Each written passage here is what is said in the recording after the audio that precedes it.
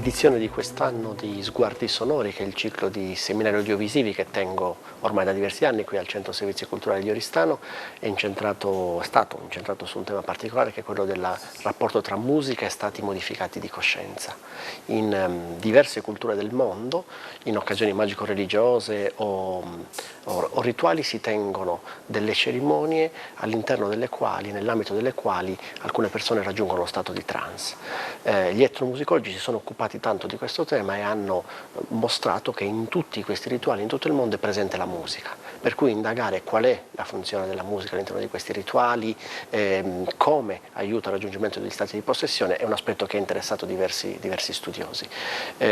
Alcuni di questi rituali sono stati ben documentati ma oggi non vengono più praticati, ed è questo il caso dell'Italia e della Sardegna, con il fenomeno del tarantismo e dell'argia. In altre parti del mondo invece questi rituali continuano a tenersi.